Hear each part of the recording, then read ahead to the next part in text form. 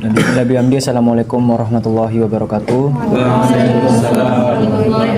Jadi untuk menyelesaikan tugas UAS kita mata kuliah ke NWDI-an, apa tugasnya Bil? Membuat video perjuangan seorang tokoh NWDI. Oke. Membuat video perjuangan seorang tokoh NWDI dengan di sini sudah ada narasumber kita, bisa diperkenalkan. Hajah Siti Zuhra. Nama saya Hajah Siti Zuhra.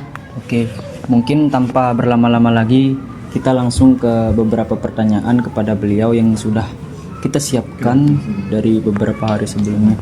Silakan kepada Saudari Mila dijelaskan. Mungkin pertama kami ingin bertanya latar belakang kehidupan Umi dari kecil sampai Sampai sekarang ini. ya,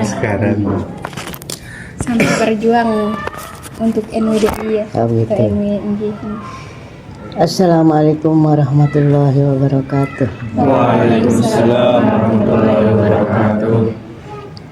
Saya lahir tahun 1954 di Bermi.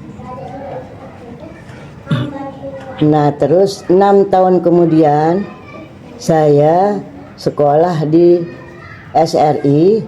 Nah, SRI itu artinya Sekolah Rakyat Islam yang dibangun oleh Maulana Syekh sendiri. Tempatnya di Bermi, di Gedeng Bermi. Nah, itu masih 3 lokal. Nah, ini kita aja singkat-singkat ya. Nah, setelah 3 tahun, kan itu 3 lokal. Jadi setelah 3 tahun tempatnya tidak ada. Nah, kita numpang di Ibtidaiyah. Berapa yang di Bermi itu? 2 ya. Ibtidaiyah yang di Bermi. Nah, kita numpang di situ untuk kelas 4-nya. Terus untuk kelas 5 numpang lagi di Mu'alimat yang di Bermi itu. Dulu Mu'alimat itu di Bermi juga, sekarang nggak di Bermi. Di situ kita numpang. Nah, terus setelah kelas 6 setelah setengah tahun kita numpang di Mu'alimat, pindah kita ke Sanawiyah Bermi. Dulu Sanawiyahnya di sana pakaiannya tuh bangunannya masih pakai bedek. Nah, pakai bedek, bangunannya masih bolong-bolong. Ya, seadanya lah.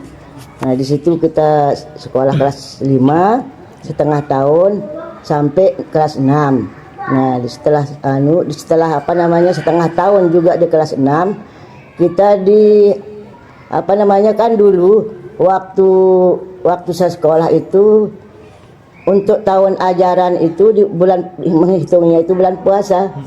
Nah, menghitungnya bulan puasa, jadi tidak sama dengan sekolah negeri. Kalau di sekolah negeri itu kan keruan bulan Juni. Kalau kita bulan puasa itu kan Desember biasa dulu. Nah, jadi kita kelas 6 itu 6,5 tahun, 6 bulan. Nah, setelah itu sekolahnya di PGA. Tahu kepanjangan PGA? Enggak tahu. PGA itu juga dibangun oleh Maulana Syekh sendiri, namanya Pendidikan Guru Agama. Nah, disitulah kita sekolah. Jadi tidak pernah kita meninggalkan yang namanya Pancor. Sejak kecil sampai sekarang ini tetap di Pancor. Nah, itulah setelah tamat di PGA, kita berusaha mau lanjut untuk kuliah. Kuliahnya cuma setahun di IAIN dulu namanya. Kalau setelah itu namanya STAN, setelah itu namanya WIN. Sekarang kan namanya WIN ya, yang di Mataram itu. Cuman setahun. Penyebabnya kita itu kuliah setahun karena banyak masalah, banyak ujian, banyak macam-macam lah di sana. Akhirnya kita pulang, izin untuk berhenti gitu. Nah, jadi setelah itu 2 tahun di rumah, setahun di rumah kita kawin.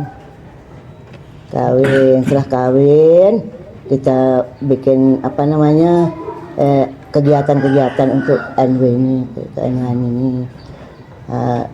setelah itu kan kita lihat banyak, tiap tahun itu banyak sekolah-sekolah anak-anak pelajar mahasiswa itu yang dari luar. Nah, jadi kita berinisiatif untuk membuat kos-kosan di sini untuk menampung pelajar dan mahasiswa itu kita tampung dengan harga yang rendah.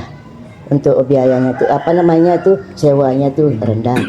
Nah, sampai sekarang alhamdulillah sewa kos-kosan kita sampai sekarang ini masih minim, paling rendah kayaknya di sini. Alhamdulillah. Tidak memberatkan. Tidak berat, karena kita tahu yang namanya sekolah, anak sekolah atau kuliah itu kan biayanya ya. Nah, jadi kita berpikir karena biayanya itu banyak, jadi kita present. Tuh. Atau sampai sekarang atau kegiatan yang lain. Mungkin pertanyaan selanjutnya Umi, awal mula Umi mungkin kemarin pas kuliah atau apa ikut organisasi. Iya, di sana kita bentuk himmah. Iya. Mungkin bisa diceritakan kami. Himmah waktu itu yang di Mataram itu di di IAIN setiap bulan kita kumpul untuk membicarakan kegiatan-kegiatan. Jadi kegiatan waktu itu masih minim, belum ada kegiatan yang terlalu menjolok gitu. Cuman ya kalau ada hizban itu, kalau ada pertemuan-pertemuan yang lain, ada yang mau dibicarakan tentang acara yang di sini atau ada kegiatan yang di sini, kita ikut gitu. Cuman itu aja dulu ini. Soalnya tahun 1972 waktu itu. Ibu kalian belum ada kayaknya. Mungkin pas ikut organisasi itu Umi berperan apa di sini? Belum ada. Sekedar jadi anggota aja. Terus mungkin Umi pas di sana kan mungkin ada kendala atau masalah-masalah yang kemarin dihadapi. Apa strategi untuk mengatasi masalah itu pas berorganisasi? Oh, kayaknya waktu itu belum ada kendala, belum ada permasalahan. Iya, enggak ada permasalahan pokoknya. Lancar-lancar aja. Alhamdulillah. Lancar-lancar aja. Alhamdulillah. Terus? Mungkin perkembangan NWDI sekarang, bagaimana Umi melihatnya, pasang surutnya, perkembangan NWDI khususnya di Pancor ini Umi?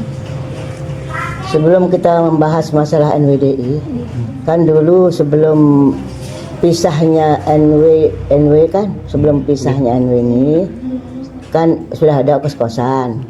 Nah, jadi setelah pisahnya itu, anak-anak kos yang di sini itu alhamdulillah tidak terlalu banyak yang keluar, yang pindah. Masih lebih banyak yang tetap di sini, terutama mahat. Nah, karena di sini kan tidak mahat aja kan. Ada yang STPIP, ada yang YIH, ada yang sekolah juga kan. Jadi lebih banyak yang masih tinggal di sini gitu. Jadi alhamdulillah tidak pernah kosong kos-kosannya. Setelah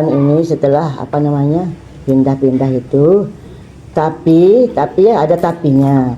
Tapi walaupun anak-anak itu yang pindah-pindah itu udah pindah gitu, tapi waktu hultah, alhamdulillah malam hultah itu semuanya pada datang. Hadir dia malamnya, itu alhamdulillah. Berarti masih ingat walaupun dia udah pindah gitu. Nah, setelah juga saya di sini berkecimpung di Muslimat Ranting. Jadi kegiatan kita itu ini untuk NW dan NWDI, dulu kan NW ya, sekarang NWDI.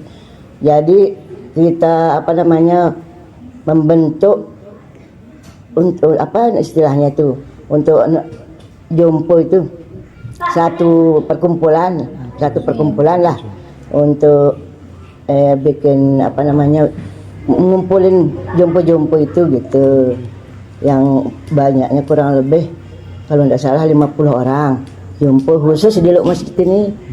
Jadi itu yang kita kasih, yang kita donor lah gitu. Berarti itu program dari muslimat. Iya, itu program dari muslimat. Kebetulan saya jadi bendaharanya gitu. Alhamdulillah. Terus malam Jumat kita adakan hizib masih sampai sekarang di musola. Ini juga hilang. Jadi masih hizibnya sampai sekarang. Itu aja. Ada lagi. Mungkin nilai-nilai perjuangan apa yang paling ditekankan oleh Tuan Guru Zainuddin Abdul Majid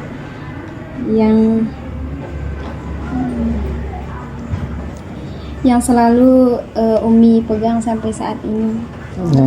Nah itu karena kita kan ada anak-anak kos ya.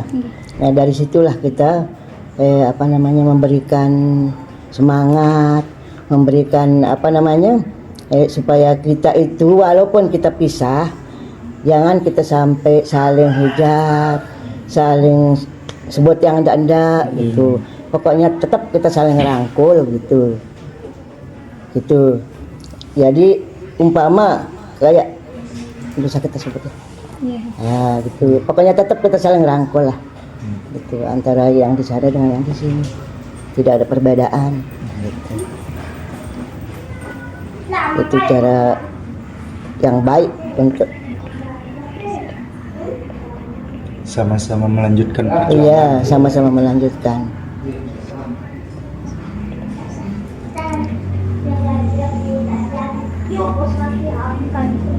Please. Suami itu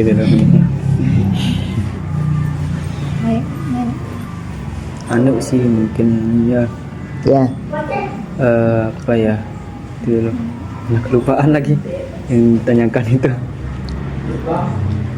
terkait, tapi nggak terlalu anu nanti jatuhnya terlalu pribadi gitu, signifikan dan sebenarnya terlalu ke hal yang pribadi terkait organisasi gitu. Bapak Ki, kenapa? Iya, nanti kita tanya. Iya. Bisa jawab. Mana yang mana yang penting-penting di kan? Bisa Umi mungkin ya gini Umi, pernah mungkin Umi dengan terkait dua cerita tentang pecahnya ini pecahnya NW ini. Di sisi sebelah sana nganggapnya mereka diusir gitu, sedangkan di sini kita nggak ngusir mereka. Sebenarnya dia tidak pernah diusir, cuman dia kayaknya takut sendiri gitu. Misal kan dulu seperti Ustadz Hamzah kan tidak pernah dia ngomong yang tidak juga, orangnya baik. Jadi dia takut sendiri lah. Mungkin karena dia dengar suara dari mana kayak gitu, makanya dia pindah gitu. Sebetulnya tidak ada apa-apa di sini. Tidak pernah kita dengar yang tidak ada. Coba kalau warga Pancor khususnya, kalau warga Pancor ini marah, dulu itu waktu dia itu kan seperti Ustadz Haji Anas kan di sini disembunyikan di Ustadz Haji Pihir. Nah, jadi untuk untuk supaya tidak terjadi yang macam-macam, didatangkan polisi. Nah, pendek cerita mungkin di sana pembicaraannya di dalam rumahnya Ustadz Haji Pihir, terus dibawakan dia pakaian polisi. Jadi Ustadz Haji Anas ini dipasangkan pakaian polisi, pakai helm lengkap, jadi dia tidak kelihatan. Keluarlah dengan tenang, soalnya saya sendiri kan yang lihat. Tenang, jalan biasa. Setelah dia habis pada pulang, terus yang lainnya itu aman-aman pulang, udah tidak ada apa-apa. Mengamankan strategi Pihir, strategi Anasin. Balik lagi mungkin terkait pertanyaan itu Mi. Apa? apa istilahnya Mil? Apa? Kontribusi Umi di organisasi kan tadi udah Umi sebut kayak jadi bendahara ya, muslimat. Iya. Nah nanti kita mau menanyakan tadi ada satu pertanyaan yang Umi belum jawab terkait permasalahan yang Umi rasakan semenjak jadi bendahara itu, atau adakah kendala pas Umi bergabung di muslimat ini gitu. Sebetulnya memang dari dulu kita bergabung, tapi bergabungnya itu kita tidak memposisikan diri atau dia tidak memposisikan kita jadi umpama jadi sekretaris atau enggak kan gitu. Tapi ini alhamdulillah yang bentuk yang bentuk perkumpulan untuk Jompo ini dulu Jompo dan anak yatim itu Hajah Umi Latifah atau namanya Hajah Zubaidah. Nah itu terus bendaharanya bukan Umi, ya bukan Umi, ada orang lain lah. Tapi sebelum dia meninggal, dia sendiri yang datang ke sini bilang, bendaharanya diambil ya. Ya kenapa diambil? Iya buku semuanya udah diambil sana. Kenapa diambil? Iya supaya aman. Udah tahunya dia meninggal. Ya Allah. Tidak berapa lama dia meninggal. Akhirnya saya yang pegang sampai sekarang, tapi alhamdulillah tidak pernah ada kendala. Cuma yang jadi kendala itu sering sakit pusing. Kendala pribadi. Ya itu jadi kendalanya. Jadi waktu kita notal itu sering keseliu. Sering keseliu. Jadi salah. Untung ada anak cucu kan yang bantu gitu. Oh ini salah bahasa. Alhamdulillah sekarang sehat. Alhamdulillah.